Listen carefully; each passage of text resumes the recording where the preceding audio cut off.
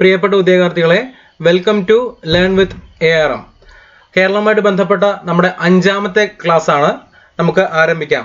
Topic വനപ്രദേശം. എന്താണ് വനപ്രദേശം?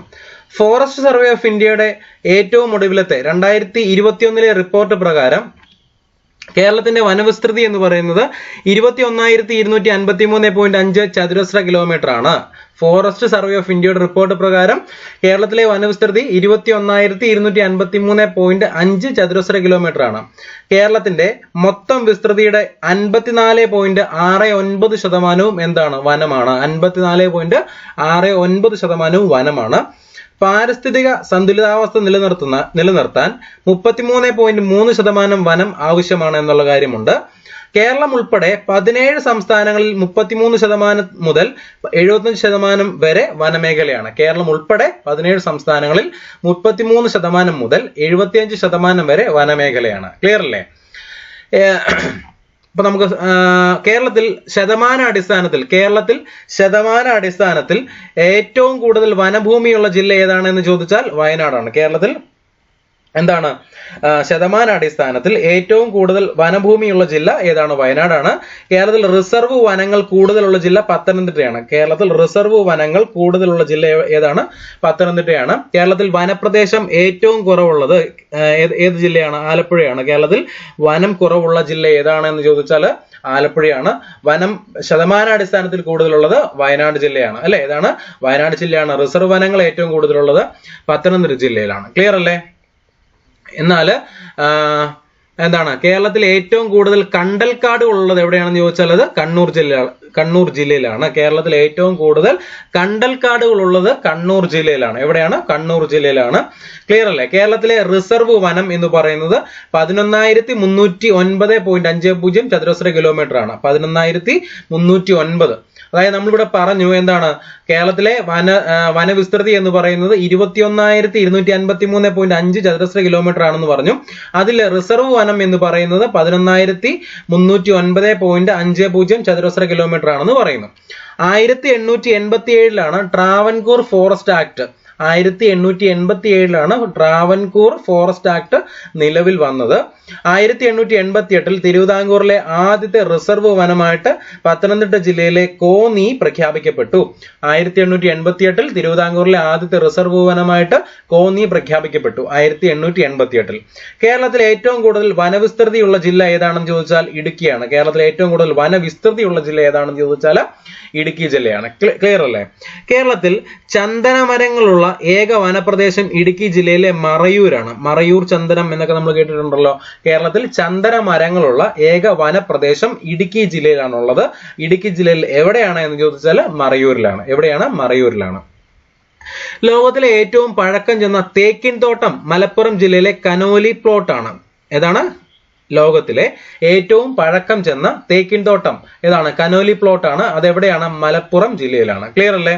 ലോക ബാങ്കിന്റെ സഹായത്തോടെയുള്ള കേരള വനവൽക്കരണ പരിപാടി ആരംഭിച്ചത് 1998 എന്താണ്? ലോക ബാങ്കിന്റെ സഹായത്തോടെയുള്ള കേരള വനവൽക്കരണ പരിപാടി ആരംഭിച്ചത് 1998 എന്നുള്ള കാര്യം മനസ്സിലാക്കുക. കേരളത്തിൽ ആകെയുള്ള 36 വനം ഡിവിഷനുകളിൽ ഏറ്റവും വിസ്തൃതി കൂടിയത് ഏതാണ്? പത്തനംതിട്ട ജില്ലയിലെ റാന്നിയാണ് ഏറ്റവും വിസ്തൃതി കൂടിയ വനം ഡിവിഷൻ എന്ന് പറയുന്നത്. 36 റാന്നിയാണ് ഏറ്റവും വിസ്തൃതി ഉള്ളത്. എത്രയാണ്? 1059 ചതുരശ്ര കിലോമീറ്റർ. 1059 ചതുരശ്ര കിലോമീറ്റർ ആണ് റാന്നിയുടെ വിസ്തൃതി എന്ന് പറയുന്നത്. പിന്നെ അഗസ്ത്യവനം സ്പെഷ്യൽ ഡിവിഷൻ ആണ് കേരളത്തിലെ ഏറ്റവും വിസ്തൃതി കുറഞ്ഞ വനം ഡിവിഷൻ. 23 ചതുരശ്ര കിലോമീറ്റർ മാത്രമുള്ള അഗസ്ത്യവനം സ്പെഷ്യൽ ഡിവിഷൻ ആണ് കേരളത്തിലെ ഏറ്റവും വിസ്തൃതി കുറഞ്ഞ വനം ഡിവിഷൻ. ക്ലിയർ അല്ലേ? ആറളം വനം ഡിവിഷൻ, കണ്ണൂർ ജില്ലയിലെ ആറളം വനം ഡിവിഷന്റെ വിസ്തൃതി എന്ന് പറയുന്നത് 32.64 ചതുരശ്ര കിലോമീറ്റർ ആണ്. 32.64 ചതുരശ്ര കിലോമീറ്റർ ആണ് ആറളം വനം ഡിവിഷന്റെ വിസ്തൃതി എന്ന് പറയുന്നത്. ക്ലിയർ അല്ലേ? നമുക്കറിയാം മിക്ക PSC എക്സാമുകൾക്ക് ചോദിച്ചിട്ടുള്ള ചോദ്യമാണ് കേരള ഫോറസ്റ്റ് റിസർച്ച് ഇൻസ്റ്റിറ്റ്യൂട്ട് സ്ഥിതി ചെയ്യുന്നത് എവിടെയാണെന്ന് ചോദിച്ചിട്ടുണ്ട്. അതെവിടെയാണ്? തൃശ്ശൂർ ജില്ലയിലെ പീച്ചിയിലാണ്. എവിടെയാണ്? പീച്ചിയിലാണ് കേരള ഫോറസ്റ്റ് റിസർച്ച് ഇൻസ്റ്റിറ്റ്യൂട്ട് സ്ഥിതി ചെയ്യുന്നത്.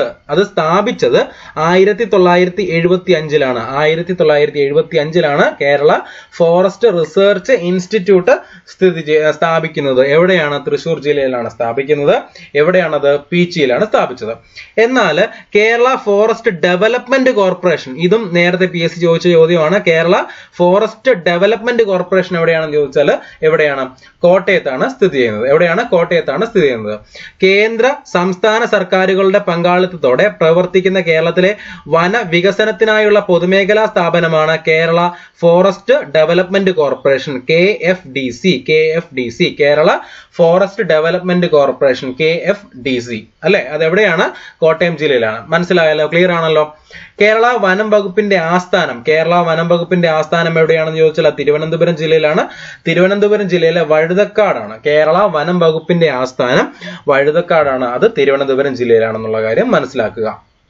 പിന്നെ പാലോട്, തിരുവനന്തപുരം ജില്ലയിലെ പാലോട്, കൊല്ലം ജില്ലയിലെ കുളത്തൂപ്പുഴ, ശബരിമല, കോന്നി, റാന്നി പത്തനംതിട്ട ജില്ലയിലെ റാന്നി. പിന്നെ മാട്ടുപ്പെട്ടി, ദേവികുളം, ചിന്നാർ, ഇത് മൂന്നും എവിടെയാ? ഇടുക്കിയില്. മലപ്പുറം ജില്ലയിലെ നിലമ്പൂര്, പാലക്കാട് ജില്ലയിലെ സൈലന്റ് വാലി, നെല്ലിയാമ്പതി, പറമ്പിക്കുളം, പിന്നെ വയനാട് ജില്ലയിലെ പുൽപ്പള്ളി, പക്ഷിപ്പാതാളം, മാനന്തവാടി, തിരുനെല്ലി എന്നിവ കേരളത്തിലെ ചില പ്രധാനപ്പെട്ട വനമേഖലകളാണ് എന്നാണ് പറയുന്നത്, അല്ലെങ്കിൽ വനമേഖലകളാണ് എന്നുള്ള കാര്യം മനസ്സിലാക്കുക. ക്ലിയർ അല്ലേ? വനത്തെ ആശ്രയിച്ച് ജീവിക്കുന്ന ജനങ്ങളെ ഉപയോഗപ്പെടുത്തി വനവിഭവങ്ങൾ സമാഹരിക്കുന്നതിനും വിപണനം ചെയ്യുന്നതിനുമുള്ള സംരംഭമാണ് വനശ്രീ എന്നറിയപ്പെടുന്നത്. എന്താണ്? വനത്തെ ആശ്രയിച്ച് ജീവിക്കുന്ന ജനങ്ങളെ ഉപയോഗപ്പെടുത്തി വനവിഭവങ്ങൾ സമാഹരിക്കുന്നതിനും വിപണനം ചെയ്യുന്നതിനുമുള്ള സംരംഭമാണ് വനശ്രീ എന്ന സംരംഭം. ഏതാണ്? വനശ്രീ. സംസ്ഥാന വനം വകുപ്പ് നടപ്പിലാക്കുന്ന വനവൽക്കരണ പദ്ധതി ഏതാണെന്ന് ചോദിച്ചാൽ വഴിയോരം തണൽ. ഏതാണ്? വഴിയോരം തണൽ. സംസ്ഥാന വനം വകുപ്പ് നടപ്പിലാക്കുന്ന വനവൽക്കരണ പദ്ധതിയാണ് വഴിയോരം തണൽ എന്ന പദ്ധതി. വഴിയോരം തണൽ പദ്ധതി പ്രകാരം വഴിയോരം തണൽ പദ്ധതി ആരംഭിച്ചത് 2009 ജൂൺ 5-നായിരുന്നു. ജൂൺ 5 പരിസ്ഥിതി ദിനമാണെന്ന് അറിയാമല്ലോ. അപ്പൊ 2009 പരിസ്ഥിതി ദിനത്തിലായിരുന്നു വഴിയോരം തണൽ പദ്ധതി ആരംഭിച്ചത്. ക്ലിയർ അല്ലേ? സംസ്ഥാനത്തെ കലാലയങ്ങൾ ഹരിതാപമാക്കാനുള്ള വിദ്യാഭ്യാസ വനം വകുപ്പുകളുടെ സംയുക്ത പരിപാടിയാണ് നമ്മുടെ മരം പദ്ധതി. ഏതാണ്? നമ്മുടെ മരം പദ്ധതി. ക്ലിയർ അല്ലേ? സമുദ്രനിരപ്പിൽ നിന്നുള്ള ഉയരം, മഴയുടെ തോത്, മണ്ണിന്റെ പ്രത്യേകത തുടങ്ങിയവ ആധാരമാക്കിയാണ് കേരളത്തിലെ വനങ്ങളെ 6ആയിട്ട് തരംതിരിച്ചിരിക്കുന്നത്. എത്രയാ? കേരളത്തിലെ വനങ്ങളെ 6ആയിട്ട് തരംതിരിച്ചിരിക്കുന്നു. അത് എന്തിന്റെ അടിസ്ഥാനത്തിലാണെന്ന് ചോദിച്ചാൽ സമുദ്രനിരപ്പിൽ നിന്നുള്ള ഉയരം, മഴയുടെ തോത്, മണ്ണിന്റെ പ്രത്യേകത എന്നിവയുടെ അടിസ്ഥാനമാക്കിയാണ് കേരളത്തിലെ വനങ്ങളെ 6ആയിട്ട് തരംതിരിച്ചിട്ടുള്ളത്. ക്ലിയർ അല്ലേ? കേരളത്തിൽ നിത്യഹരിത വനങ്ങൾ കാണപ്പെടുന്ന പ്രദേശമാണ് പശ്ചിമഘട്ട മലനിരകൾ. എന്താണ്? കേരളത്തിൽ നിത്യഹരിത വനങ്ങൾ കാണപ്പെടുന്ന പ്രദേശമാണ് ഏത്? പശ്ചിമഘട്ട മലനിരകൾ പ്രദേശം. അടുത്തത് കേരളത്തിലെ വനങ്ങൾ. എന്ന് പറയുന്നത് കേരളത്തിലെ വനങ്ങളെ 6ആയിട്ട് തരംതിരിച്ചിട്ടുണ്ട്. കേരളത്തിലെ വനങ്ങൾ 6 തരം.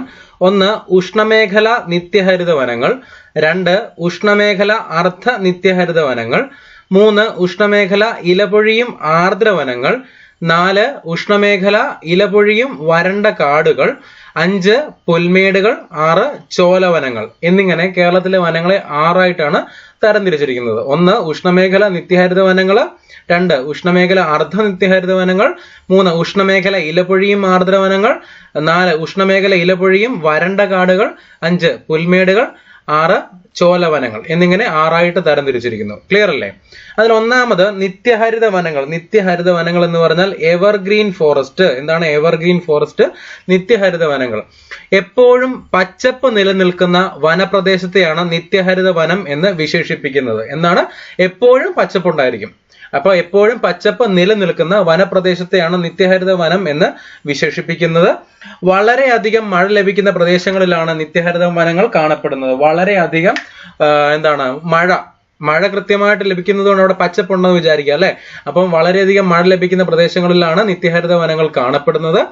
നദികൾ ഉത്ഭവിക്കുന്നതിന് ഏറ്റവും അനുയോജ്യമായ സാഹചര്യങ്ങൾ നിത്യഹരിത വനങ്ങളിൽ ഉണ്ട്. എന്താണ്? നദികൾ ഉത്ഭവിക്കുന്നതിന് ഏറ്റവും അനുയോജ്യമായ സാഹചര്യങ്ങൾ നിത്യഹരിത വനങ്ങളിലുണ്ട്. കാരണം മഴ ലഭിക്കുന്നത് കൊണ്ട് നദികൾ ഉത്ഭവിക്കുന്നതിന് സാഹചര്യം ഉണ്ട് എന്നും മനസ്സിലാക്കുക. മഴക്കാടുകൾ എന്നും സ്വയം പൂർണ്ണമായ ആവാസ വ്യവസ്ഥ എന്നും നിത്യഹരിത വനങ്ങളെ വിശേഷിപ്പിക്കാറുണ്ട്. എന്താണ്? മഴക്കാടുകൾ എന്ന് വിശേഷിപ്പിക്കുന്നു, സ്വയം പൂർണ്ണമായ ആവാസ വ്യവസ്ഥ എന്നും നിത്യഹരിത വനങ്ങളെ വിശേഷിപ്പിക്കുന്നുണ്ട്. ഓക്കെ അല്ലേ? കേരളത്തിൽ 1937 ചതുരശ്ര കിലോമീറ്റർ വിസ്തൃതിയിൽ നിത്യഹരിത വനങ്ങൾ വ്യാപിച്ചു കിടക്കുന്നു. കേരളത്തിൽ 1937 ചതുരശ്ര കിലോമീറ്റർ വിസ്തൃതിയിൽ നിത്യഹരിത വനങ്ങൾ എന്ത് ചെയ്ത് കിടക്കുന്നു? വ്യാപിച്ചു കിടക്കുന്നു എന്നുള്ളതാണ് പറയുന്നത്. മനസ്സിലാക്കുക. 2 നിത്യഹരിത വനങ്ങൾ കഴിഞ്ഞാൽ പിന്നെ എന്താണ്? പകുതി അല്ലെ? അർദ്ധ നിത്യഹരിത വനങ്ങളാണ്. അർദ്ധ നിത്യഹരിത വനങ്ങൾ നമ്മൾ പറയുന്ന പേര് semi evergreen forest. Semi evergreen forest എന്ന് പറയും. നിത്യഹരിത വനങ്ങളുടെയും ഇലപൊഴിയും കാടുകളുടെയും സ്വഭാവ വിശേഷണങ്ങൾ പോലെ പ്രകടമാകുന്ന വനപ്രദേശമാണ് അർദ്ധ നിത്യഹരിത വനങ്ങൾ. അതായത് നിത്യഹരിത വനങ്ങളുടെയും ഇലപൊഴിയും കാടുകളുടെയും സ്വഭാവ വിശേഷണങ്ങൾ ഒരുപോലെ പ്രകടമാക്കുന്ന വനപ്രദേശമാണ് ഇത് അർദ്ധ നിത്യഹരിത വനങ്ങൾ എന്ന് പറയുന്നത്. എല്ലാ കാലത്തും പച്ചപ്പ് നിലനിർത്തുന്ന മരങ്ങളും ഇലപൊഴിക്കുന്ന സ്വഭാവമുള്ള മരങ്ങളും ഇവിടെ ഇടകലർന്നു വളരുന്നു.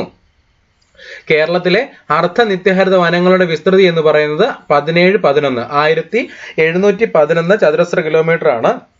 എന്നാൽ നിത്യഹരിത വനങ്ങൾ എന്ന് പറയുന്നത് 1937 ചതുരശ്ര കിലോമീറ്റർ ആണ്. ക്ലിയർ അല്ലേ? മൂന്നാമത് ഇലപൊഴിയും ആർദ്രവനങ്ങൾ. ഇലപൊഴിയും ആർദ്രവനങ്ങൾ എന്നാ പറയുന്നത്.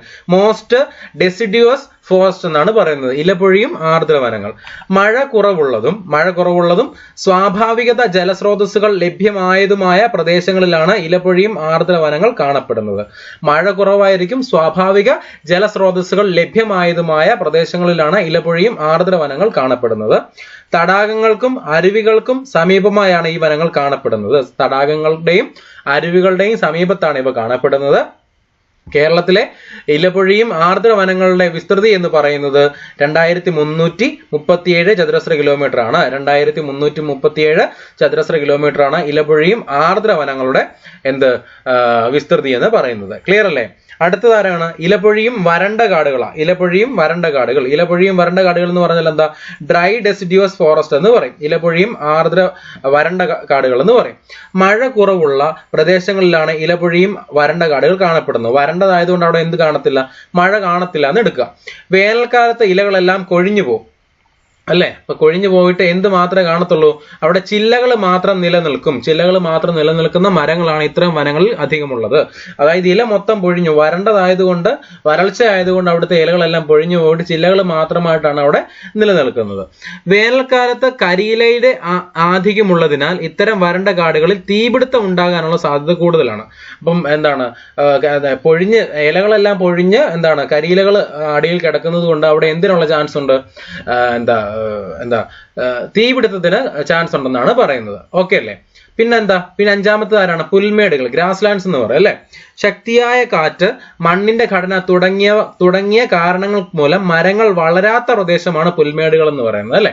ഗ്രാസ് ലാൻഡുകൾ എന്ന് പറയുന്നത്. ശക്തമായ കാറ്റ്, മണ്ണിന്റെ ഘടന, മണ്ണിന്റെ പ്രത്യേകത മൂലം അവിടെ നിന്ന് വളരത്തൊന്നുമില്ല. അപ്പൊ അങ്ങനെയുള്ള സ്ഥലങ്ങളാണ് നമ്മൾ പുൽമേടുകൾ എന്ന് പറയുന്നത് അല്ലെ? പുൽവർഗത്തിലെ ചെടികൾ കൂടാതെ ഒട്ടനവധി ചെറു ചെടികളും പുൽമേടുകളിൽ വളരാറുണ്ട്. എല്ലാ തരത്തിൽപ്പെട്ട വനങ്ങളിലും പുൽമേടുകൾ കാണപ്പെടാറുണ്ട്. എല്ലാ തരത്തിൽപ്പെട്ട വനങ്ങൾക്കിടയിലും പുൽമേടുകൾ കാണപ്പെടാറുണ്ടെന്നുള്ള കാര്യം മനസ്സിലാക്കുക അല്ലെ? ആറാമതാരാണ്? ചോലവനങ്ങൾ, ഷോള ഫോറസ്റ്റ് അല്ലെങ്കിൽ ട്രോപ്പിക്കൽ മൗണ്ടെയിൻ ഫോറസ്റ്റ് എന്ന് പറയും. സമുദ്രനിരപ്പിൽ നിന്ന് ഏറെ ഉയർന്നു നിൽക്കുന്ന ഈ ചെറുവനങ്ങൾ സാധാരണയായി മലമടക്കുകളിലാണ് കാണപ്പെടുന്നത്. സമുദ്രനിരപ്പിൽ നിന്ന് ഏറെ ഉയർന്നു നിൽക്കുന്ന ഈ ചെറുവനങ്ങൾ സാധാരണയായി മലമടക്കുകളിലാണ് കാണപ്പെടാറുള്ളത്. വിശാലമായ പുൽമേടുകൾക്കിടയിൽ കാറ്റ് അധികം ഏൽക്കാത്ത പ്രദേശങ്ങളിലാണ് ഈ വനങ്ങൾ തഴച്ചു വളരുന്നത്. വിശാലമായ പുൽമേടുകൾക്കിടയിൽ കാറ്റ് അധികം ഏൽക്കാത്ത പ്രദേശങ്ങളിലാണ് ചോല വനങ്ങൾ നമ്മൾ കാണപ്പെടുന്നത്. മരങ്ങളെല്ലാം ഏതാണ്ട് ഒരേ പൊക്കത്തിൽ വളരുന്നത് ചോല വനത്തിന്റെ പ്രത്യേകതയാണ്. അപ്പം മരങ്ങൾ എല്ലാം ഒരേ പൊക്കത്തിൽ വളരുന്നത് വനത്തിന്റെ പ്രത്യേകതയാണെന്ന് ചോദിച്ചാൽ അത് ഏത് വനത്തിന്റെ പ്രത്യേകതയാ? ചോല വനത്തിന്റെ പ്രത്യേകതയാണ്. അങ്ങനെ മരങ്ങളെല്ലാം ഒരേ പൊക്കത്തിൽ വളരുന്നത് ചോല വനത്തിന്റെ പ്രത്യേകതയാണെന്നാണ് പറയുന്നത്. ക്ലിയർ ആണല്ലോ. അന്നപ്പം കേരളത്തിലെ വനങ്ങൾ എത്ര തരമാണുള്ളത്? 6 തരമാണ് ഉള്ളത് എന്നുള്ളത് നമ്മൾ ഡിസ്കസ് ചെയ്തു. ക്ലിയർ അല്ലേ? അടുത്ത ഭാഗത്തോട്ട് കയറുവാണ്. വനവുമായിട്ട് ബന്ധപ്പെട്ട കേരളത്തിലെ വന്യജീവി സങ്കേതങ്ങൾ. കേരളത്തിലെ വന്യജീവി സങ്കേതങ്ങൾ എന്ന് പറയുന്ന ഭാഗത്തോട്ട് നമ്മൾ കയറുവാണ്. വന്യജീവി സങ്കേതങ്ങളെ 3 മേഖലകളായിട്ടാണ് തരംതിരിക്കാറുള്ളത്. 1 കോർ മേഖല, 2 ബഫർ മേഖല, 3 ടൂറിസം മേഖല.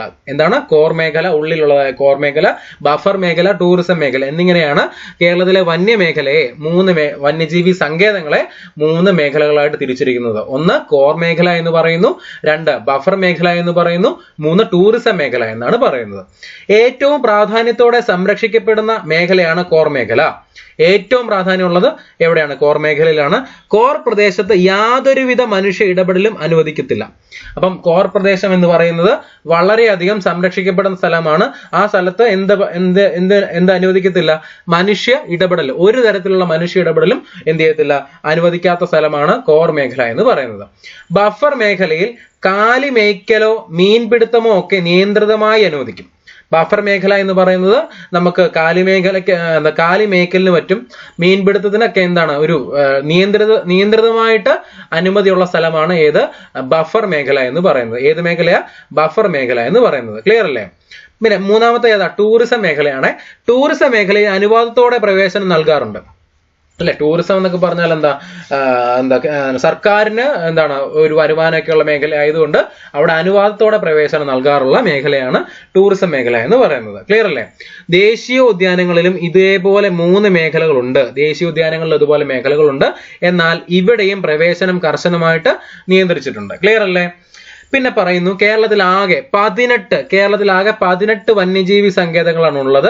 2020 ജൂലൈയിലാണ് 18ാമത്തെ വന്യജീവി സങ്കേതമായിട്ടുള്ള മലപ്പുറം ജില്ലയിലെ കരിമ്പുഴ വന്യജീവി സങ്കേതം കരിമ്പുഴ വന്യജീവി സങ്കേതം ഉദ്ഘാടനം ചെയ്യപ്പെട്ടത്.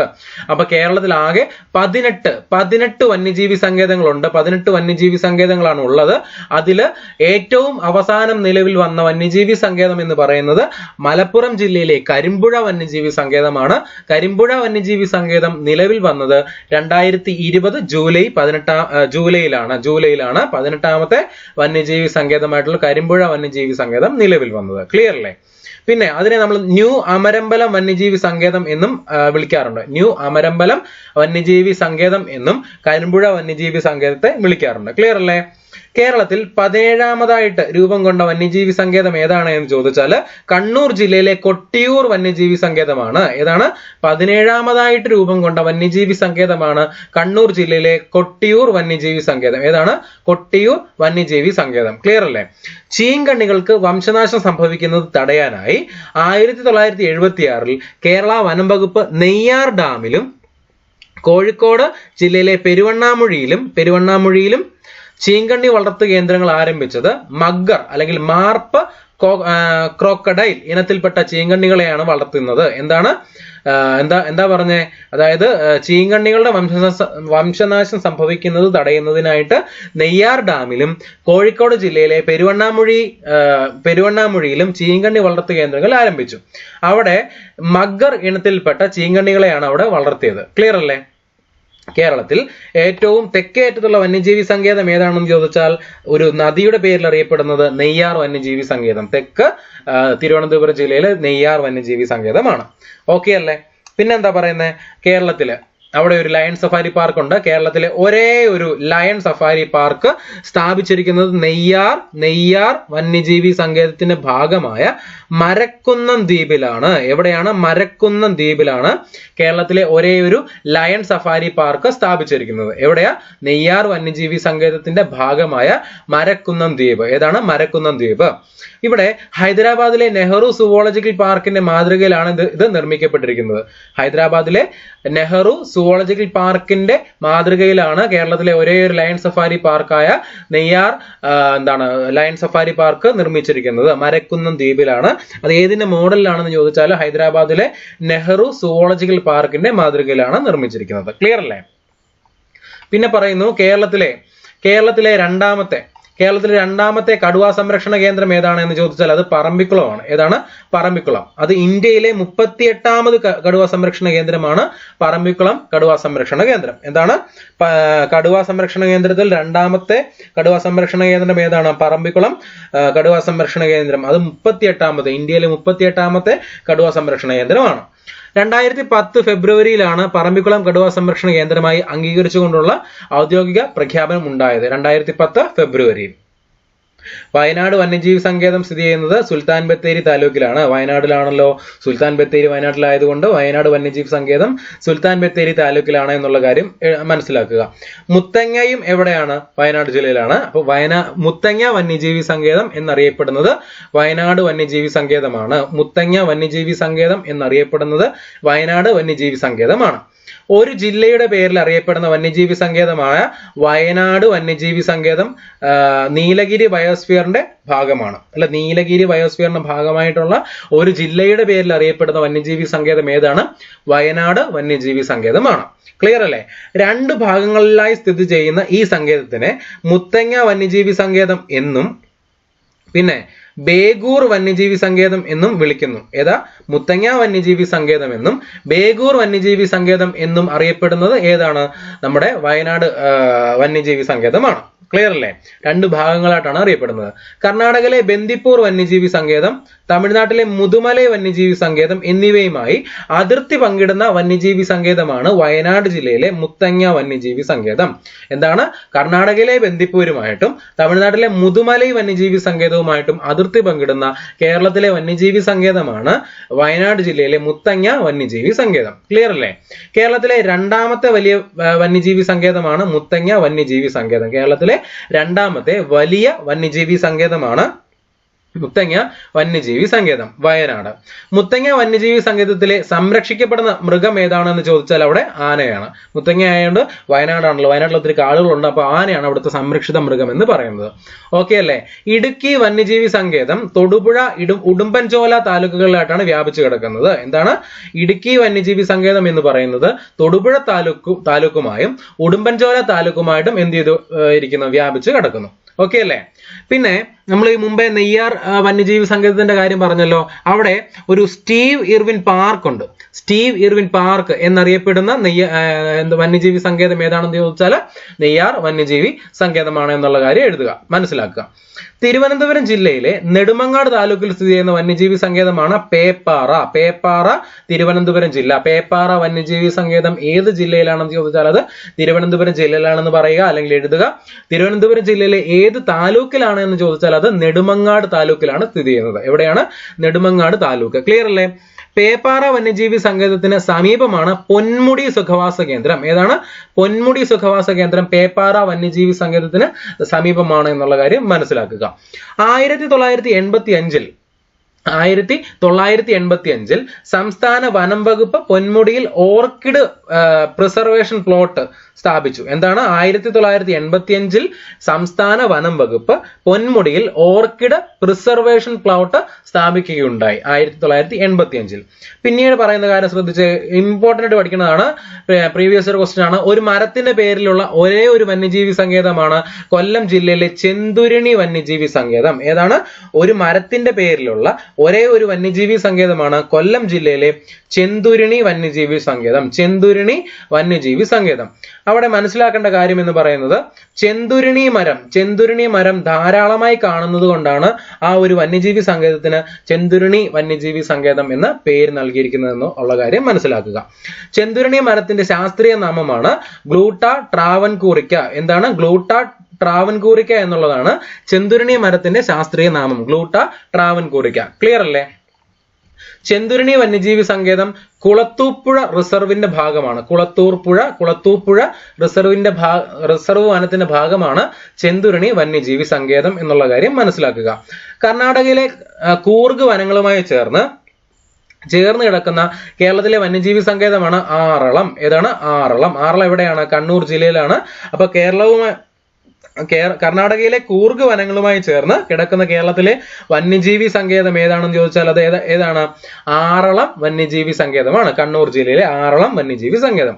തമിഴ്നാട്ടിലെ ആനമലൈ വന്യജീവി സങ്കേതമായി ചിന്നാർ വന്യജീവി സങ്കേതം അതിർത്തി പങ്കിടുന്നു. ചിന്നാർ വന്യജീവി സങ്കേതം തമിഴ്നാട്ടിലെ ആനമലൈ വന്യജീവി സങ്കേതമായിട്ട് അതിർത്തി പങ്കിടുന്നു. ക്ലിയർ അല്ലേ? ഒരു പ്രത്യേക സസ്യത്തിന് വേണ്ടി മാത്രം രാജ്യത്ത് നിലവിൽ വന്ന ഒരു ഉദ്യാനമാണ് കുറിഞ്ഞി വന്യജീവി ഉദ്യാനം. ഏതാണ് കുറിഞ്ഞി വന്യജീവി ഉദ്യാനം എന്ന് പറയുന്നത്? ഒരു പ്രത്യേകതരം സസ്യത്തിന്, കുറിഞ്ഞി സസ്യത്തിന് വേണ്ടി മാത്രം രാജ്യത്ത് നിലവിൽ വന്ന ആദ്യത്തെ ഉദ്യാനമാണ് കുറിഞ്ഞി വന്യജീവി സങ്കേതം എന്ന് പറയുന്നത്. 2006 നിലവിൽ വന്നത്. എന്നാ വന്നേ? 2006 നിലവിൽ വന്നത്. നീലക്കുറിഞ്ഞിക്ക് ഒരു പ്രത്യേകതയുണ്ട്. നീലക്കുറിഞ്ഞി പൂക്കുന്നത് 12 വർഷത്തിൽ ഒരിക്കലാണ് നീലക്കുറിഞ്ഞി പൂക്കുന്നത്. അതാണ് ഇവിടുത്തെ ഒരു പ്രത്യേകത എന്ന് പറയുന്നത്. പിന്നെ ചിന്നാർ വന്യജീവി സങ്കേതത്തിൽ മാത്രം കാണപ്പെടുന്ന ഒരു അപൂർവ ഇനം ജീവിയാണ് ചാമ്പൽ മലയണ്ണാൻ. ഏതാണ്? ചാമ്പൽ മലയണ്ണാൻ. ചോദ്യം വരാം, ചാമ്പൽ മലയണ്ണാനെ കാണുന്ന വന്യജീവി സങ്കേതം ഏതാണ് എന്ന് ചോദിച്ചാൽ ഉത്തരം ഏതാണ്? ചിന്നാർ വന്യജീവി സങ്കേതമാണ്. ഏതാണ്? ചിന്നാർ വന്യജീവി സങ്കേതമാണ്. കേരളത്തിന്റെ ഭാഗമായുള്ള പശ്ചിമഘട്ടത്തിലെ മഴ നിഴൽ പ്രദേശമാണ് ചിന്നാർ. മഴ നിഴൽ പ്രദേശമാണ് ഏതെന്ന് പറയുന്നത്? ചിന്നാർ എന്ന് പറയുന്നത്. നീലക്കുറിഞ്ഞി പൂക്കുന്നതിന്റെ ഓർമ്മയ്ക്കായി ഇന്ത്യൻ തപാൽ വകുപ്പ് 2006 കുറിഞ്ഞി പൂവിന്റെ ചിത്രമുള്ള സ്റ്റാമ്പ് ഇറക്കി. അതായത് നമ്മൾ ഇവിടെ പറഞ്ഞല്ലോ 2006 കുറിഞ്ഞി വന്യജീവി സങ്കേതം വന്നതുപോലെ തന്നെ 2006 നീലക്കുറിഞ്ഞിയുടെ ഓർമ്മയ്ക്ക് പൂക്കുന്നതിന്റെ ഓർമ്മയ്ക്ക് വേണ്ടിയിട്ട് ഇന്ത്യൻ തപാൽ വകുപ്പ് 2006 കുറിഞ്ഞിപ്പൂവിന്റെ ചിത്രമുള്ള സ്റ്റാമ്പ് പുറത്തിറക്കുകയുണ്ടായി എന്നുള്ള കാര്യം പറയുന്നു.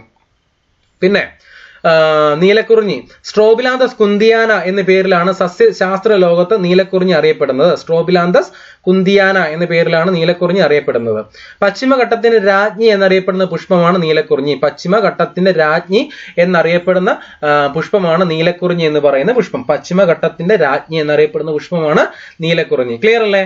മലബാർ വന്യജീവി സങ്കേതത്തിന്റെ ആസ്ഥാനം എവിടെയാണെന്ന് ചോദിച്ചാൽ മലബാർ എന്ന് പറയുമ്പോൾ കോഴിക്കോട് വരുന്നു എന്നുള്ള കാര്യം എടുക്കുക. മലബാർ വന്യജീവി സങ്കേതത്തിന്റെ ആസ്ഥാനം എന്ന് പറയുന്നത് കക്കയം. എവിടെയാണ്? കക്കയം. കക്കയം എവിടെയാണ്? കോഴിക്കോട് ജില്ലയിലാണെന്നുള്ള കാര്യം മനസ്സിലാക്കുക. പിന്നെ റീഡ് തവളകൾ കാണുന്നത് പ്രീവിയസ് ഇയർ ക്വസ്റ്റ്യൻ ആണ്. റീഡ് തവളകൾ കാണപ്പെടുന്ന കേരളത്തിലെ പ്രദേശമാണ് ഏത്? കക്കയം. കക്കയം എവിടെയാണ്? കോഴിക്കോട് ജില്ലയിലാണെന്ന് മനസ്സിലാക്കുക. ഓക്കെ അല്ലേ? ലോകത്തിലെ ഏറ്റവും പഴക്കമുള്ള തേക്കായ കന്നിമരം തേക്ക് സ്ഥിതി ചെയ്യുന്നത് എവിടെയാണ്? പറമ്പിക്കുളം. എവിടെയാണ്? പറമ്പിക്കുളം. ലോകത്തിലെ ഏറ്റവും പഴക്കമുള്ള തേക്കായ കന്നിമരം തേക്ക് സ്ഥിതി ചെയ്യുന്നത് പറമ്പിക്കുളത്താണ് സ്ഥിതി ചെയ്യുന്നത്. കേരളത്തിലെ എലിഫന്റ് റിസർവുകൾ എവിടെയാ? വയനാട്, നിലമ്പൂര്, പെരിയാറ്, ആനമുടി എന്നിവിടങ്ങളിലാണ് സ്ഥിതി ചെയ്യുന്നത്. കേരളത്തിലെ എലിഫന്റ് റിസർവുകൾ വയനാട്, നിലമ്പൂര്, പെരിയാറ്, ആനമുടി എന്നിവിടങ്ങളിലാണ് സ്ഥിതി ചെയ്യുന്നത്. ക്ലിയർ ആക്കുക, മനസ്സിലാക്കുക. കേരളത്തിന്റെ ഏറ്റവും വടക്കേ അറ്റത്തായി സ്ഥിതി ചെയ്യുന്ന വന്യജീവി സങ്കേതമാണ് ആറളം. ഏതാണ്? ആറളം. നമ്മൾ പറഞ്ഞായിരുന്നു ആറളം എന്ന് പറയുന്നത് കണ്ണൂർ ജില്ലയിലാണ്. നമ്മൾ പറഞ്ഞായിരുന്നല്ലോ ആറളത്തിന്റെ കാര്യം നമ്മൾ പറഞ്ഞായിരുന്നു അല്ലെ? മനസ്സിലാക്കണം. എന്താണ് ആറളം എന്ന് പറയുന്നതാണ് കേരളത്തിന്റെ ഏറ്റവും വടക്കേ അറ്റത്തായിട്ട് സ്ഥിതി ചെയ്യുന്നത്. ഏതാണ്? ആറളം വന്യജീവി സങ്കേതമാണ്. ആറളത്തിന് ഒരു പ്രത്യേകതയുണ്ട്. എന്താണ്? കർണാടകയിലെ കൂർഗ് വനങ്ങളുമായി ചേർന്ന് കിടക്കുന്ന കേരളത്തിലെ വന്യജീവി സങ്കേതമാണ് ആറളം വന്യജീവി സങ്കേതം. അതെവിടെയാണ്? കണ്ണൂർ ജില്ലയിലാണ്. പ്രത്യേകതയുണ്ട്. കേരളത്തിന്റെ ഏറ്റവും വടക്കറ്റത്തായി സ്ഥിതി ചെയ്യുന്ന വന്യജീവി സങ്കേതമാണ് ആറളം വന്യജീവി സങ്കേതം. ക്ലിയർ അല്ലേ? പിന്നെ പറയുന്നു പാലക്കാട് ജില്ലയിലെ പറമ്പിക്കുളം വന്യജീവി സങ്കേതത്തിന്റെ ആസ്ഥാനം തുണക്കടവിലാണ്. എന്താണ്? പറമ്പിക്കുളം വന്യജീവി സങ്കേതത്തിന്റെ ആസ്ഥാനം എവിടെയാണ്? പാലക്കാട് ജില്ലയിലെ തുണക്കടവിലാണ് എന്ന് പറയുന്നു. എവിടെയാണ്? തുണക്കടവിലാണ് എന്ന് പറയുന്നു. പറമ്പിക്കുളം വന്യജീവി സങ്കേതത്തിലേക്ക് തമിഴ്നാട്ടിലൂടെ മാത്രമേ എൻട്രൻസ് ഉള്ളൂ. അതൊന്ന് മനസ്സിലാക്കി വെച്ചോണം. കേരളത്തിൽ നിന്നും പ്രവേശനമില്ലാത്ത, തമിഴ്നാട്ടിൽ നിന്നും മാത്രം പ്രവേശനമുള്ള കേരളത്തിലെ വന്യജീവി സങ്കേതം ഏതാണെന്ന് ചോദിച്ചാൽ എഴുതണം പറമ്പിക്കുളം വന്യജീവി സങ്കേതമാണ്. പറമ്പിക്കുളം വന്യജീവി സങ്കേതം എന്ന് പറയുന്നത് പാലക്കാട് ജില്ലയിലാണെന്നുള്ള കാര്യം മനസ്സിലാക്കുക. പറമ്പിക്കുളം പാലക്കാടാണെന്നുള്ള കാര്യം മനസ്സിലാക്കുക. പറമ്പിക്കുളം വന്യജീവി സങ്കേതത്തിന്റെ ആസ്ഥാനം എന്ന് പറയുന്നത് തുണക്കടവിലാണ് എന്നുള്ള കാര്യം മനസ്സിലാക്കുക. പിന്നെ പറമ്പിക്കുളവുമായിട്ട് ബന്ധപ്പെട്ട് പഠിക്കേണ്ട ഒരു കാര്യം എന്ന് പറഞ്ഞാൽ കേരളത്തിൽ നിന്ന് റെഡ് ഡാറ്റാ ബുക്കിൽ ഇടം നേടിയ വന്യജീവി സങ്കേതമാണ് ഏത്? പറമ്പിക്കുളം. അതായത് വംശനാശ ഭീഷണി നേരിടുന്ന ജീവികളൊക്കെ ഉൾപ്പെടുന്ന ബുക്കാണ് റെഡ് ഡാറ്റ ബുക്ക് എന്ന് പറയുന്നത്. ആ റെഡ് ഡാറ്റ ബുക്കിൽ ഇടം നേടിയ വന്യജീവി സങ്കേതം ഏതാണ് എന്ന് ചോദിച്ചാൽ അത് പറമ്പിക്കുളം വന്യജീവി സങ്കേതമാണ് എന്നുള്ള കാര്യം മനസ്സിലാക്കി വെക്കുക. ക്ലിയർ അല്ലേ? പിന്നീട് പറയുന്ന കാര്യം എന്താ? കേരളത്തിലെ ആദ്യത്തെ വന്യജീവി സങ്കേതം ഏതാണെന്ന് ചോദിച്ചാൽ നമുക്കറിയാം 1934 ശ്രീ തിരുനാൾ ബാലരാമവർമ്മ മഹാരാജാവിന്റെ കാലത്ത് ആരംഭിച്ചതാണ്. ഏതാണ്? നമ്മുടെ പെരിയാർ വന്യജീവി സങ്കേതം എന്നറിയപ്പെടുന്ന നെല്ലിക്കാമ്പട്ടി വന്യജീവി സങ്കേതം അല്ലെ. നെല്ലിക്കാമ്പട്ടി വന്യജീവി സങ്കേതം ആരംഭിച്ചത് 1934 ആ സമയത്തെ തിരുവിതാംകൂർ ഭരണാധികാരിയായ ശ്രീ തിരുനാളിന്റെ കാലത്താണ് എന്താരംഭിച്ചത്? നെല്ലിക്കാമ്പട്ടി വന്യജീവി സങ്കേതം ആരംഭിച്ചത്. അതാണ് കേരളത്തിലെ ആദ്യത്തെ വന്യജീവി സങ്കേതം എന്നുള്ള കാര്യം മനസ്സിലാക്കുക. ക്ലിയർ അല്ലേ? നെല്ലിക്കാമ്പട്ടി ഗെയിം സാങ്ച്വറി അല്ലെങ്കിൽ നെല്ലിക്കാമ്പട്ടി വന്യജീവി സങ്കേതം എന്നുള്ളത് നെല്ലിക്കാമ്പട്ടി ഗെയിം സാങ്ച്വറി 1950 മുതൽ പെരിയാർ വന്യജീവി സങ്കേതം എന്ന പേരിൽ അറിയപ്പെട്ടു തുടങ്ങി. അപ്പോൾ 34 നെല്ലിക്കാമ്പട്ടി ആയത്. 1950 ആയപ്പോൾ അത് പെരിയാർ വന്യജീവി സങ്കേതം എന്ന പേരിൽ അത് അറിയപ്പെട്ടു തുടങ്ങി. ക്ലിയർ അല്ലേ? തേക്കടി വന്യജീവി സങ്കേതം എന്ന പേരിൽ അറിയപ്പെടുന്നതും പെരിയാർ വന്യജീവി സങ്കേതമാണ്. എന്താണ് പറഞ്ഞത്? തേക്കടി വന്യജീവി സങ്കേതം എന്ന പേരിൽ അറിയപ്പെടുന്നതും പെരിയാർ വന്യജീവി സങ്കേതമാണ്. ശബരിമലയും മംഗളാദേവി ക്ഷേത്രവും സ്ഥിതി ചെയ്യുന്നത് പെരിയാർ വന്യജീവി സങ്കേതത്തിൽ അകത്താണ്. മംഗളാദേവി ക്ഷേത്രത്തെ കുറിച്ചൊക്കെ നമുക്ക് കേട്ടിട്ടുണ്ടല്ലേ. ശബരിമലയും മംഗളാദേവി ക്ഷേത്രവും സ്ഥിതി ചെയ്യുന്നത് പെരിയാർ വന്യജീവി സങ്കേതത്തിനകത്താണ് എന്നുള്ള കാര്യം മനസ്സിലാക്കുക. ഇന്ത്യയിലെ 10ാമത്തെ കടുവാ സംരക്ഷണ കേന്ദ്രമാണ് പെരിയാർ വന്യജീവി സങ്കേതം. ഇന്ത്യയിലെ 10ാമത്തെ കടുവാ സംരക്ഷണ കേന്ദ്രമാണ് എന്താണ്? പെരിയാർ വന്യജീവി സങ്കേതം എന്ന് പറഞ്ഞിട്ടുണ്ട്. 1978 കേരളത്തിലെ ആദ്യത്തെ കടുവാ സംരക്ഷണ കേന്ദ്രമായി പെരിയാർ അംഗീകരിക്കപ്പെട്ടു. എന്താ പറയുന്നത്? 1978 കേരളത്തിലെ ആദ്യത്തെ കടുവാ സംരക്ഷണ കേന്ദ്രമായി പെരിയാർ അംഗീകരിക്കപ്പെട്ടു. എന്നാൽ കേരളത്തിലെ 2ാമത്തെ കടുവാ സംരക്ഷണ കേന്ദ്രം ഏതാണ് എന്ന് ചോദിച്ചാൽ മനസ്സിലാക്കുക, അത് പറമ്പിക്കുളമാണ്. ഏതാണ്? പറമ്പിക്കുളമാണ്. ആദ്യത്തേത് ഏതാണ്? അത് പെരിയാറാണ്. 2ാമത്തേതാണ് പറമ്പിക്കുളം എന്ന് പറയുന്നത്. 1992 ഈ പ്രദേശത്തെ എലിഫന്റ് പ്രോജക്ടിന് കീഴിലും കൊണ്ടുവന്നിട്ടുണ്ട്. 1992 ആയപ്പോൾ എന്താണ് ഇതിനെ ഈ ഒരു പെരിയാറിനെ പ്രൊജക്ട് എലിഫന്റ് പദ്ധതിയുടെ കീഴിൽ കൊണ്ടുവന്നു. ക്ലിയർ അല്ലേ? കേരളത്തിലെ ഏറ്റവും വലിയ വന്യജീവി സങ്കേതം ഏതാണെന്ന് ചോദിച്ചാൽ ഉത്തരം നമുക്ക് അറിയാൻ പറ്റണം. പെരിയാർ വന്യജീവി സങ്കേതം. കേരളത്തിലെ ആദ്യത്തെ വന്യജീവി സങ്കേതമായ 1934 നെല്ലിക്കാമ്പട്ടി എന്ന പേരിൽ അറിയപ്പെട്ടു തുടങ്ങിയ 1950 ആയപ്പോൾ പെരിയാർ വന്യജീവി സങ്കേതം എന്ന് പേര് മാറ്റിയ നെല്ലിക്കാമ്പട്ടി ഗെയിം സാങ്ച്വറി എന്ന പേര് മാറ്റിയ തേക്കടി വന്യജീവി സങ്കേതം എന്ന പേരിലും അറിയപ്പെടുന്ന ആണ് കേരളത്തിലെ ഏറ്റവും വലിയ വന്യജീവി സങ്കേതം പെരിയാർ വന്യജീവി സങ്കേതമാണ് എന്നുള്ള കാര്യം മനസ്സിലാക്കുക. പിന്നെ പറയുന്നത് എന്താ? ബക്കർലിപ്പ് പഠന പദ്ധതി നടപ്പിലാക്കുന്ന വന്യജീവി സങ്കേതമാണ് പെരിയാർ വന്യജീവി സങ്കേതം. ബക്കർലിപ്പ് പഠന പദ്ധതി നടപ്പിലാക്കുന്ന വന്യജീവി സങ്കേതമാണ് പെരിയാർ വന്യജീവി സങ്കേതം. പെരിയാർ ടൈഗർ റിസർവിനുള്ളിൽ തമിഴ്നാട് അതിർത്തിയോട് ചേർന്ന് കിടക്കുന്ന കേരളത്തിലെ ആരാധനാലയമാണ് മംഗളാദേവി ക്ഷേത്രം. എന്താ പറയുന്നത്? പെരിയാർ ടൈഗർ റിസർവിനുള്ളിൽ തമിഴ്നാട് അതിർത്തിയോട് ചേർന്ന് കിടക്കുന്ന കേരളത്തിലെ ആരാധനാലയമാണ് മംഗളാദേവി ക്ഷേത്രം എന്ന് പറയുന്നത്. ക്ലിയർ ആണല്ലോ? ഓക്കെ ആണ്. ഇനി നോക്കാം കേരളത്തിലെ വനം വന്യജീവി സംരക്ഷണ നിയമങ്ങൾ. ഏതാ? വനം വന്യജീവി സംരക്ഷണ നിയമങ്ങൾ എന്ന് പറയുന്ന ഭാഗം നോക്കാം. വനവുമായിട്ട് ബന്ധപ്പെട്ട കാര്യമായതുകൊണ്ട് വന നിയമങ്ങൾ വരുന്നു, വന്യജീവി നിയമങ്ങൾ വരുന്നു അല്ലെ. കേരള വന നിയമം ഇതൊന്ന് പഠിച്ചു വെച്ചോണം. പ്രീവിയസ് ഇയർ ക്വസ്റ്റ്യൻ ആണ്. 1961 നിലവിൽ വരുന്നത്. കേരള സ്വകാര്യ വന നിയമം നിലവിൽ വരുന്നത് 10 വർഷങ്ങൾക്ക് ശേഷം 1971. സ്വകാര്യ വന നിയമം 1971, കേരള വന നിയമം 1961. വന്യജീവി സംരക്ഷണ നിയമം നിലവിൽ വരുന്നത് മനസ്സിലാക്കിക്കോണം, പഠിച്ചോണം. പ്രീവിയസ് ഇയർ ക്വസ്റ്റ്യൻ ആണ്. 1972. വന്യജീവി സംരക്ഷണ നിയമം 1972 കേരള വന വിഭവ വിൽപ്പന വിലനിർണ്ണയ നിയമം എന്നാണ് 1978 1978 വനസംരക്ഷണ നിയമം വരുന്നതും പ്രീവിയസ് ഇയർ ക്വസ്റ്റ്യൻ ആണ്, പഠിച്ചോണം. 1980 എന്നാൽ വന്യജീവി സംരക്ഷണ നിയമം എന്നായിരുന്നു? 1972 വനസംരക്ഷണ നിയമം 1980 എന്നുള്ള കാര്യം മനസ്സിലാക്കുക. എന്നാൽ കേരള വൃക്ഷ സംരക്ഷണ നിയമം നിലവിൽ വരുന്നത് 1986. വൃക്ഷ സംരക്ഷണ നിയമം 1986 അന്ന് തന്നെ അതേ വർഷം തന്നെയാണ് പരിസ്ഥിതി സംരക്ഷണ നിയമം നിലവിൽ വരുന്നത്. 1986 1986 പരിസ്ഥിതി സംരക്ഷണ നിയമം നിലവിൽ വരുന്നത്. കേരള വനേതര പ്രദേശങ്ങളിൽ വൃക്ഷം വളർത്തൽ പ്രോത്സാഹന നിയമം നിലവിൽ വരുന്നത് 2005. വൃക്ഷം വളർത്തൽ പ്രോത്സാഹന നിയമം 2005. പിന്നെ ലാസ്റ്റ് പറയുന്നു ആദിവാസികളുടെയും മറ്റു പരമ്പരാഗത വനവാസികളുടെയും അല്ലെങ്കിൽ വനാവകാശങ്ങൾ അംഗീകരിക്കൽ നിയമം നിയമം നിലവിൽ വന്നത് 2006. ആദിവാസികളുടെയും മറ്റു പരമ്പരാഗത വനവാസികളുടെയും അവകാശ സംരക്ഷണ നിയമം നിലവിൽ വരുന്നത് എന്നാണ്? 2006 എന്ന് പറയുന്നു. ക്ലിയർ അല്ലേ? കേരളത്തിലെ നമ്മൾ ഇനി അടുത്തത് കടക്കുന്നത് കേരളത്തിലെ 18 വന്യജീവി സങ്കേതങ്ങളും അവ സ്ഥിതി ചെയ്യുന്ന ജില്ലയും അവ സ്ഥാപിതമായ വർഷവും എന്ന് പറയുന്ന ടോപ്പിക്കിലോട്ട് കടക്കാം. ഓക്കെ അല്ലേ? കേരളത്തിലെ വന്യജീവി സങ്കേതങ്ങൾ നമ്മൾ പറഞ്ഞു 18 എണ്ണം ഉണ്ടെന്നാ പറഞ്ഞത്. അതിൽ ഏറ്റവും അവസാന നിലയിൽ വന്നത് 18ാമത് നിലയിൽ വന്നത് കരിമ്പുഴയാണ്. അത് മലപ്പുറം ജില്ലയിലാണ്. ഏത് വർഷമാണ് നിലവിൽ വന്നത്? 2020 വർഷത്തിലാണ് കരിമ്പുഴ വന്യജീവി സങ്കേതം നിലവിൽ വന്നത്. മനസ്സിലായല്ലോ? ക്ലിയർ അല്ലേ? അപ്പൊ നമുക്ക് ഒന്നാമത്തത് മനസ്സിലാക്കിക്കോണം. കേരളത്തിൽ 18 വന്യജീവി സങ്കേതങ്ങളാണ് ഉള്ളത്. ഇപ്പൊ LGS-നൊക്കെ ചോദിക്കാം കേരളത്തിലെ നിലവിലെ വന്യജീവി സങ്കേതങ്ങളുടെ എണ്ണം എത്രയാണെന്ന് ചോദിക്കാം. അല്ലെങ്കിൽ കേരളത്തിലെ ഏറ്റവും അവസാനം നിലവിൽ വന്ന വന്യജീവി സങ്കേതം ഏതാണെന്ന് ചോദിക്കാം. അല്ലെങ്കിൽ കേരളത്തിലെ ഏറ്റവും അവസാനം നിലവിൽ വന്ന വന്യജീവി സങ്കേതം ഏത് ജില്ലയിലാണെന്ന് ചോദിക്കാം. അല്ലെങ്കിൽ കേരളത്തിലെ ഏറ്റവും അവസാനം നിലവിൽ വന്ന വന്യജീവി സങ്കേതം ഏത് വർഷമാണ് നിലവിൽ വന്നത് ചോദിക്കാവുന്ന ചോദ്യങ്ങളാണ്. അപ്പൊ നോക്കിക്കേ, ഒന്നാമത്തെ വന്യജീവി സങ്കേതം പെരിയാറാണെന്ന് നമ്മൾ പറഞ്ഞു. പെരിയാർ ഏത് ജില്ലയിലാണ്? ഇടുക്കി ജില്ലയിലാണ്. എന്നാ നിലവിൽ വന്നത്? പെരിയാർ എന്ന പേരിൽ അറിയപ്പെട്ടു തുടങ്ങിയത് 1950-ലാണ്. എന്നാൽ 1934-ലാണ് അത് നെല്ലിക്കാമ്പെട്ടി ഗെയിം സാങ്ച്വറി എന്ന പേരിൽ അത് ആരംഭിച്ചത് അല്ലെ. പിന്നെ 2, നെയ്യാർ വന്യജീവി സങ്കേതം തിരുവനന്തപുരം ജില്ലയിലാണെന്ന് നമുക്കറിയാം. 1958 വന്നു. 1950 പെരിയാർ വന്നു. 58 ആയപ്പോ 8 വർഷങ്ങൾക്ക് ശേഷം 1958 നെയ്യാർ വന്യജീവി സങ്കേതം വന്നു. പീച്ചി വാഴാനി വന്യജീവി സങ്കേതം തൃശ്ശൂർ ജില്ലയിലാണെന്ന് അറിയാം. അതും വന്നത് 1958-ലാണ് അല്ലെ. പിന്നെ 1960 കാലഘട്ടങ്ങളിൽ നമുക്ക് വന്യജീവി സങ്കേതങ്ങളൊന്നും നിലയിൽ വന്നില്ല. പിന്നെ 4ാമത് വന്നത് ആരാണ്? പറമ്പിക്കുളമാണ് വരുന്നത്. പറമ്പിക്കുളം പാലക്കാടാണ് വരുന്നത്. 1973-ലാണ് പറമ്പിക്കുളം വന്യജീവി സങ്കേതം നിലവിൽ വരുന്നത്.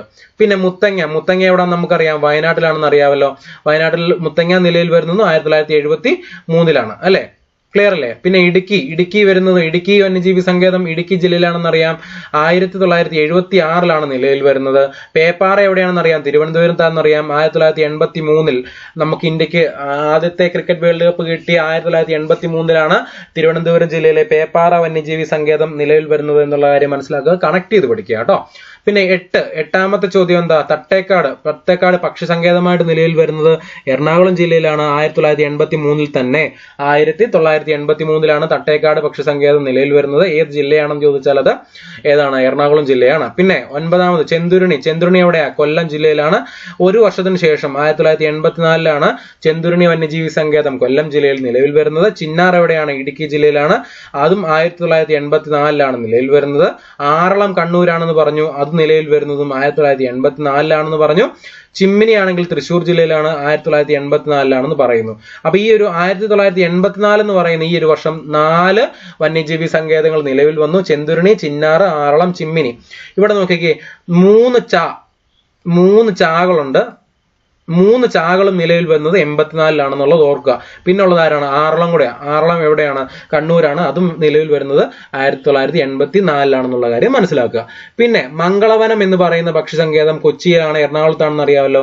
നിലവിൽ വന്നത് 2004-ലാണ്. കൊച്ചിയുടെ ശ്വാസകോശം എന്നറിയപ്പെടുന്ന മംഗളവനം പക്ഷി സങ്കേതം എറണാകുളം ജില്ലയിൽ നിലവിൽ വന്നത് 2004-ലാണ്. ക്ലിയർ അല്ലേ? പിന്നെ കുറിഞ്ഞി എന്ന് പറയുന്നത് ഇടുക്കിയാണ്. അതെവിടെ എന്ന നിലയിൽ വന്ന 2006. കുറിഞ്ഞി ദേശീയോദ്യാനം 2006-ൽ ഇടുക്കി ജില്ലയിൽ നിലവിൽ വന്നു. ചൂലന്നൂർ പക്ഷി സങ്കേതം, അതായത് നമ്മുടെ മയിലിനെയൊക്കെ കൂടുതലായിട്ട് കാണപ്പെടുന്ന ചൂലന്നൂർ പക്ഷി സങ്കേതം പാലക്കാട് ജില്ലയിലാണ്. നിലവിൽ വന്നത് 2007-ലാണ്. എവിടെയാണ്? 2007-ൽ പാലക്കാട് നിലയിൽ വന്നതാണ് ചൂലന്നൂർ പക്ഷി സങ്കേതം. മലബാർ വന്യജീവി സങ്കേതം എന്ന് പറയുന്നത് കോഴിക്കോട് ജില്ലയിലാണ്. മലബാർ വന്യജീവി സങ്കേതം നിലവിൽ വന്നത് 2020-ലാണ് നിലവിൽ വന്നത്. കൊട്ടിയൂരാണ് 17ാമതായിട്ട് നിലവിൽ വരുന്ന വന്യജീവി സങ്കേതം. കൊട്ടിയൂരാണ്, കണ്ണൂർ ജില്ലയിലാണ്. എന്നാണ് നിലവിൽ വന്നതെന്ന് ചോദിച്ചാൽ 2011-ലാണ് കൊട്ടിയൂർ വന്യജീവി സങ്കേതം നിലവിൽ വരുന്നത്. ഏറ്റവും അവസാനം നമ്മൾ പറഞ്ഞു 18ാമതായിട്ട് നിലവിൽ വരുന്നത് ഏതാണ്? കരിമ്പുഴ വന്യജീവി സങ്കേതം മലപ്പുറം ജില്ലയിലാണ്. എന്നാണ് നിലവിൽ വരുന്നത്? 2020-ലാണ് നിലവിൽ വന്നത്. മനസ്സിലായല്ലോ? ക്ലിയർ ആണല്ലോ? അപ്പൊ വന്യജീവി സങ്കേതങ്ങളുടെ കാര്യം പറഞ്ഞു. ഇനി നേരെ പോകുന്നത് എങ്ങോട്ടാണ്? പക്ഷി സങ്കേതങ്ങൾ. കേരളത്തിലെ പക്ഷി സങ്കേതങ്ങൾ എന്ന് പറയാം. കേരളത്തിലെ പക്ഷി സങ്കേതങ്ങൾ എന്ന് പറയുന്നത് തട്ടേക്കാടാണ്. തട്ടേക്കാട് ഏത് ജില്ലയാ? എറണാകുളം ജില്ല. മംഗളവനം ഏത് ജില്ലയാണ്? അതും എറണാകുളം ജില്ല. ചൂലന്നൂർ ഏത് ജില്ലയാണ്? പാലക്കാട് ജില്ലയിലാണ്. നമ്മുടെ ചൂലന്നൂര് പ്രത്യേകത എന്ന് പറഞ്ഞാൽ മയിലിനെ കാണുന്നതാണ്. മംഗളവനം കൊച്ചിയുടെ ശ്വാസകോശം എന്നറിയപ്പെടുന്നു. പിന്നെ അരിപ്പ എവിടെയാണ്? അത് തിരുവനന്തപുരം ജില്ലയിലാണ്. അരിപ്പ പക്ഷിസങ്കേതം തിരുവനന്തപുരം ജില്ലയിലാണ്. പക്ഷിപ്പാതാളം എവിടെയാണ്? പഠിച്ചു വെച്ചോണം, അത് പ്രീവിയസ് ഇയർ ക്വസ്റ്റ്യൻ ആണ്. പക്ഷിപ്പാതാളം വയനാട് ജില്ലയിലാണ്. പക്ഷിപ്പാതാളം വയനാട് ജില്ലയിലാണ്. കുമരകം എവിടെയാണെന്ന് നമുക്കറിയാം. കുമരകം ബേർഡ് സാങ്ച്വറി എവിടെയാണ് സ്ഥിതി ചെയ്യുന്നത്? കോട്ടയം ജില്ലയിലാണ് സ്ഥിതി ചെയ്യുന്നത്. അപ്പം എത്ര പക്ഷിസങ്കേതങ്ങളുടെ കാര്യം പറഞ്ഞു? 6 പക്ഷിസങ്കേതങ്ങളുടെ കാര്യമാണ് നമ്മൾ പറഞ്ഞത്. ക്ലിയർ അല്ലേ? ഇനി പക്ഷിസങ്കേതങ്ങളുടെ കൂടുതൽ വിവരങ്ങൾ നമുക്ക് നോക്കാം. പക്ഷിസങ്കേതങ്ങൾ കൂടുതൽ വിവരങ്ങൾ. ഒന്ന്, തട്ടേക്കാട് പക്ഷിസങ്കേതം. തട്ടേക്കാട് പക്ഷിസങ്കേതം എന്ന് പറയുന്നത് കേരളത്തിലെ ആദ്യത്തെ പക്ഷി സംരക്ഷണ കേന്ദ്രമാണ് തട്ടേക്കാട് പക്ഷി സംരക്ഷണ കേന്ദ്രം. തട്ടേക്കാട് പക്ഷി സംരക്ഷണ കേന്ദ്രം. ഓക്കെ അല്ലേ? 1983 ഇതൊരു വന്യജീവി സങ്കേതമായിട്ട് പ്രഖ്യാപിച്ചത്. തട്ടേക്കാട് വന്യജീവി പക്ഷി സങ്കേതത്തിനെ 1983 വന്യജീവി സങ്കേതമായിട്ട് പ്രഖ്യാപിച്ചത്. കേരളത്തിലെ ഏറ്റവും വലിയ പക്ഷി സംരക്ഷണ കേന്ദ്രമാണ് തട്ടേക്കാട് പക്ഷി സംരക്ഷണ കേന്ദ്രം. വിസ്തൃതി 25.16 ചതുരശ്ര കിലോമീറ്റർ ആണ്. അവിടെ മനസ്സിലാക്കേണ്ട കാര്യം എന്താ? കേരളത്തിലെ ഏറ്റവും വലുതും പിന്നെ കേരളത്തിലെ ആദ്യത്തേതും കേരളത്തിലെ ഏറ്റവും വലുതുമായിട്ടുള്ള പക്ഷി സങ്കേതം എന്ന് പറയുന്നത് തട്ടേക്കാട് പക്ഷി സങ്കേതമാണ്. സ്ഥിതി ചെയ്യുന്നത് എറണാകുളം ജില്ലയിലാണ്. എറണാകുളം ജില്ലയിലെ കോതമംഗലം താലൂക്കിലാണ് തട്ടേക്കാട് പക്ഷി സങ്കേതം സ്ഥിതി ചെയ്യുന്നത്. തട്ടേക്കാട് പക്ഷി സങ്കേതം സ്ഥിതി ചെയ്യുന്നത് ഏത് ജില്ലയിലാണെന്ന് ചോദിച്ചാൽ എറണാകുളം ജില്ലയിലാണ്. എറണാകുളം ജില്ലയിലെ കോതമംഗലം താലൂക്കിലാണ് തട്ടേക്കാട് സ്ഥിതി ചെയ്യുന്നത് എന്നുള്ള കാര്യം മനസ്സിലാക്കുക. തട്ടേക്കാട് പക്ഷി സങ്കേതം എന്ന് പറയുന്നത് ഡോക്ടർ സലീം അലിയുടെ പേരിൽ അറിയപ്പെടുന്ന വളരെ പ്രശസ്തനായ പക്ഷി നിരീക്ഷകനായ ഡോക്ടർ സലീം അലിയുടെ പേരിൽ അറിയപ്പെടുന്ന പക്ഷി സങ്കേതമാണ് തട്ടേക്കാട് പക്ഷി സങ്കേതം. കേരളത്തിൽ ഡോക്ടർ സലീം അലി പക്ഷി സങ്കേതം എന്ന പേരിൽ അറിയപ്പെടുന്നതും തട്ടേക്കാട് പക്ഷി സങ്കേതമാണ്. തട്ടേക്കാട് പക്ഷി സങ്കേതം കുട്ടമ്പുഴ റേഞ്ചിലെ മലയാറ്റൂർ റിസർവ് വനത്തിൽ സ്ഥിതി ചെയ്യുന്നു. മലയാറ്റൂർ റിസർവ് വനത്തിലാണ് എന്ത് സ്ഥിതി ചെയ്യുന്നത്? തട്ടേക്കാട് പക്ഷി സങ്കേതം സ്ഥിതി ചെയ്യുന്നത് എന്നുള്ള കാര്യം മനസ്സിലാക്കുക. ക്ലിയർ അല്ലേ? പിന്നെ മംഗളവനത്തിന് പ്രത്യേകതയുണ്ട്. കേരളത്തിലെ ഏറ്റവും ചെറിയ വന്യജീവി സങ്കേതമാണ് മംഗളവനം. ഏറ്റവും വലുത് ഏതാണെന്ന് നമ്മൾ പറഞ്ഞു? തട്ടേക്കാടാണെന്ന് പറഞ്ഞല്ലേ? അപ്പൊ ഏറ്റവും ചെറുത് എന്ന് പറയുന്നത് മംഗളവനം പക്ഷി സങ്കേതമാണ്. വിസ്തൃതി എന്ന് പറയുന്നത് 0.0274 ചതുരശ്ര കിലോമീറ്റർ ആണ്. ചെറുതാണ്. കൊച്ചി നഗരത്തിന്റെ ഹൃദയഭാഗത്താണ് മംഗളവനം സ്ഥിതി ചെയ്യുന്നത്. അതുകൊണ്ട് തന്നെ കൊച്ചിയുടെ ഹരിത ശ്വാസകോശം അല്ലെങ്കിൽ the green lung of Kochi എന്ന പേരിൽ അറിയപ്പെടുന്ന വന്യജീവി സങ്കേതമാണ് ഏത്? മംഗളവനം പക്ഷി സങ്കേതം. ചോദിച്ചിട്ടുള്ളതാണ്, റിപ്പീറ്റഡ് ചോദ്യമാണ്, പ്രീവിയസ് ഇയർ ചോദിച്ചിട്ടുള്ള ചോദ്യമാണ്. കൊച്ചിയുടെ ഹരിത ശ്വാസകോശം എന്ന പേരിൽ അറിയപ്പെടുന്ന പക്ഷി സങ്കേതം ഏതാണെന്ന് ചോദിച്ചിട്ടുണ്ട്, പഠിക്കുക. കേരള ഹൈക്കോടതി കെട്ടിട സമുച്ചയത്തിന് സമീപത്തായി സ്ഥിതി ചെയ്യുന്ന പക്ഷി സങ്കേതമാണ് മംഗളവനം പക്ഷി സങ്കേതം. കേരള ഹൈക്കോടതി കൊച്ചിയിലാണെന്ന് അറിയാമല്ലോ. ആ കേരള ഹൈക്കോടതിയുടെ കെട്ടിട സമുച്ചയത്തിന് സമീപത്തായിട്ട് സ്ഥിതി ചെയ്യുന്ന പക്ഷി സങ്കേതമാണ് മംഗളവനം പക്ഷി സങ്കേതം. ഓക്കെ അല്ലേ? ഈ മംഗളവനം പക്ഷി സങ്കേതത്തിൽ എന്തുണ്ട്? കണ്ടൽ വനങ്ങൾ സ്ഥിതി ചെയ്യുന്നുണ്ട്. കണ്ടൽ വനങ്ങൾ സ്ഥിതി ചെയ്യുന്ന പക്ഷി സങ്കേതമാണ് മംഗളവനം പക്ഷി സങ്കേതം. കേരളത്തിൽ സമുദ്രനിരപ്പിൽ സ്ഥിതി ചെയ്യുന്ന വന്യജീവി സങ്കേതമാണ് മംഗളവനം. കേരളത്തിൽ സമുദ്രനിരപ്പിൽ സ്ഥിതി ചെയ്യുന്ന വന്യജീവി സങ്കേതമാണ് മംഗളവനം പക്ഷി സങ്കേതം എന്ന് പറയുന്നത്. ക്ലിയർ അല്ലേ? അടുത്തത് പിന്നെ ഏതാ? പാലക്കാട് ജില്ലയിലെ ചൂലന്നൂർ മയിൽ സങ്കേതം. ദേശീയ പക്ഷിയായ മയിലിന്റെ സംരക്ഷണത്തിനായി രൂപം നൽകിയ വന്യജീവി സങ്കേതമാണ് ചൂലന്നൂർ മയിൽ സങ്കേതം എന്ന് പറയുന്നത്. ഏത് ജില്ലയിലാണ്? പാലക്കാട് ജില്ലയിലാണ്. കേരളത്തിൽ മയിലുകളുടെ സംരക്ഷണത്തിനായി രൂപം കൊടുത്ത ഒരേ ഒരു വന്യജീവി സംരക്ഷണ കേന്ദ്രമാണ്, വന്യജീവി സങ്കേതമാണ് ചൂലന്നൂർ മയിൽ സങ്കേതം. എന്തിനു വേണ്ടിയിട്ട്? മയിലിന്റെ സംരക്ഷണത്തിന് വേണ്ടിയിട്ടുള്ളതാണ്. കേരളത്തിലെ പ്രശസ്ത പക്ഷി നിരീക്ഷകനായിരുന്ന KK നീലകണ്ഠൻ കേരളത്തിലെ പ്രശസ്ത പക്ഷി നിരീക്ഷകനായിരുന്ന KK നീലകണ്ഠന്റെ സ്മരണാർത്ഥം KK നീലകണ്ഠൻ സ്മാരക മയിൽ സങ്കേതം എന്നാണ് ചൂലന്നൂർ മയിൽ സങ്കേതം അറിയപ്പെടുന്നത് അല്ലെ. ഡോക്ടർ സലീം അലിയുടെ പേരിൽ അറിയപ്പെടുന്ന ഏതാണ്? തട്ടേക്കാടാണ്. KK നീലകണ്ഠന്റെ സ്മരണാർത്ഥം KK നീലകണ്ഠൻ സ്മാരക മയിൽ സങ്കേതം എന്ന പേരിൽ അറിയപ്പെടുന്നത് പാലക്കാട് ജില്ലയിലെ ചൂലന്നൂർ മയിൽ സങ്കേതമാണ് എന്നുള്ള കാര്യം മനസ്സിലാക്കുക. പിന്നെ കുഞ്ചൻ നമ്പ്യാർ സ്മൃതിവനം എന്ന പേരിൽ അറിയപ്പെടുന്ന പക്ഷി സങ്കേതം ഏതാണെന്ന് ചോദിച്ചാലും ഉത്തരം ഏതാണ്? ചൂലന്നൂരാണ്. കുഞ്ചൻ നമ്പ്യാർ സ്മൃതിവനം എന്ന പേരിൽ അറിയപ്പെടുന്ന പക്ഷി സങ്കേതവും ഏതാണ്? ചൂലന്നൂർ പക്ഷി സങ്കേതമാണ്. ക്ലിയർ അല്ലേ? വയനാട്ടിലെ ബ്രഹ്മഗിരി മലനിരകളിൽ സ്ഥിതി ചെയ്യുന്ന പക്ഷി സങ്കേതമാണ് ഏത്? പക്ഷിപ്പാതാളം. ഏതാണ്? വയനാട്ടിലാണ് ഏത് പക്ഷിപ്പാതാളം എന്ന പക്ഷി സങ്കേതം. അത് എവിടെയാണെന്ന് ചോദിച്ചാൽ ബ്രഹ്മഗിരി മലനിരകളിലാണ് എന്നുള്ള കാര്യം മനസ്സിലാക്കുക. ക്ലിയർ അല്ലേ? പിന്നെ കോട്ടയം ജില്ലയിൽ വേമ്പനാട്ട് കായലിന് തീരത്തുള്ള പക്ഷി സങ്കേതം ഏതാണെന്ന് ചോദിച്ചാൽ കുമരകം. വേമ്പനാട്ട് കായലിന് തീരത്തുള്ള പക്ഷി സങ്കേതം ഏതാണെന്ന് ചോദിച്ചാൽ കുമരകമാണ്. അത് കോട്ടയം ജില്ലയിലാണ് സ്ഥിതി ചെയ്യുന്നത്. ഇത് ഒരു പ്രീവിയസ് ഇയർ ചോദ്യമാണ്. ബേക്കേഴ്സ് എസ്റ്റേറ്റ് എന്ന പേരിൽ അറിയപ്പെടുന്ന പക്ഷി സങ്കേതം ഏതാണെന്ന് ചോദിച്ചാലും ഉത്തരം ഏതാണ്? കുമരകം പക്ഷി സങ്കേതമാണ് എന്നുള്ള കാര്യം മനസ്സിലാക്കുക. വേമ്പനാട് പക്ഷി സങ്കേതം എന്നും കുമരകം പക്ഷി സങ്കേതം എന്നും അറിയപ്പെടുന്നത്. വേമ്പനാട് പക്ഷി സങ്കേതം എന്നും കുമരകം പക്ഷി സങ്കേതം എന്നും കുമരകം പക്ഷി സങ്കേതം അറിയപ്പെടാറുണ്ട്. പിന്നെ ഏതാ? അരിപ്പ പക്ഷി സങ്കേതം സ്ഥിതി ചെയ്യുന്ന എവിടെയാണ്? തിരുവനന്തപുരം ജില്ലയിലാണ് അരിപ്പ പക്ഷി സങ്കേതം സ്ഥിതി ചെയ്യുന്നത്. ക്ലിയർ അല്ലേ? പിന്നെ ദേശാടന പക്ഷികളുടെ പറുദീസ എന്നറിയപ്പെടുന്നത് കടലുണ്ടിയാണ്. ഇതൊരു പ്രീവിയസ് ഇയർ ചോദ്യമാണ്. ദേശാടന പക്ഷികളുടെ പറുദീസ എന്നറിയപ്പെടുന്നത് കടലുണ്ടി പക്ഷി സങ്കേതമാണ്. ഏതാണ്? കടലുണ്ടി പക്ഷി സങ്കേതമാണ് എന്നുള്ള കാര്യം മനസ്സിലാക്കുക. ക്ലിയർ അല്ലേ? ഇനി പോകുന്നത് എങ്ങോട്ടാണ്? തെന്മലയിലോട്ടാ. Thenmala butterfly safari park. Thenmala butterfly safari പാർക്കിന്റെ പ്രത്യേകത എന്താ? ഇന്ത്യയിലെ ആദ്യത്തെ ഇക്കോ ടൂറിസം പദ്ധതി നടപ്പിലാക്കിയത് തെന്മലയിലാണ്. ഇന്ത്യയിലെ ആദ്യത്തെ ഇക്കോ ടൂറിസം പദ്ധതി നടപ്പിലാക്കിയത് തെന്മലയിലാണ്. തെന്മല ബട്ടർഫ്ലൈ സഫാരി പാർക്കിലാണ്. ഏഷ്യയിലെ ആദ്യത്തെ ബട്ടർഫ്ലൈ സഫാരി പാർക്ക് ആരംഭിച്ചതും തെന്മലയിലാണ്. ഏഷ്യയിലെ ആദ്യത്തെ ബട്ടർഫ്ലൈ സഫാരി പാർക്ക് ആരംഭിച്ചതും എവിടെയാണ്? തെന്മലയിലാണെന്നുള്ള കാര്യം മനസ്സിലാക്കുക. 2008 ഫെബ്രുവരി 22-നാണ് തെന്മല ബട്ടർഫ്ലൈ സഫാരി പാർക്ക് ആരംഭിച്ചത്. 2008 ഫെബ്രുവരി 22-നാണ് തെന്മല ബട്ടർഫ്ലൈ സഫാരി പാർക്ക് ആരംഭിച്ചത് എന്നുള്ള കാര്യം മനസ്സിലാക്കുക. ക്ലിയർ ആണല്ലോ? അപ്പൊ ഇന്നത്തെ ക്ലാസ്സിൽ നമ്മൾ എന്തിനെ കുറിച്ചൊക്കെ ഡിസ്കസ് ചെയ്തു? കേരളത്തിലെ വന്യജീവി സങ്കേതങ്ങളുടെ കാര്യം പറഞ്ഞു, പിന്നെ കേരളത്തിലെ പക്ഷി സങ്കേതങ്ങളുടെ കാര്യം പറഞ്ഞു, വനങ്ങളുടെ കാര്യം പറഞ്ഞു അല്ലെ. പിന്നെ കേരളത്തിലെ വന്യജീവി സങ്കേതങ്ങൾ എത്രണ്ണം ഉണ്ടെന്ന് പറഞ്ഞു? 18 ഉണ്ടെന്ന് പറഞ്ഞു. പക്ഷി സങ്കേതങ്ങളുടെ കാര്യം പറഞ്ഞു. ഇത്രയും കാര്യങ്ങൾ കൊണ്ട് നമുക്ക് ഇന്നത്തെ ക്ലാസ് നമുക്ക് വൈൻഡപ്പ് ചെയ്യാം. കേരളവുമായിട്ട് ബന്ധപ്പെട്ട കേരളത്തിലെ അടിസ്ഥാന വസ്തുക്കളുമായിട്ട് ബന്ധപ്പെട്ട് അടുത്ത ക്ലാസ്സുമായിട്ട് നമുക്ക് അടുത്ത ക്ലാസ്സിൽ കാണാം. ബൈ.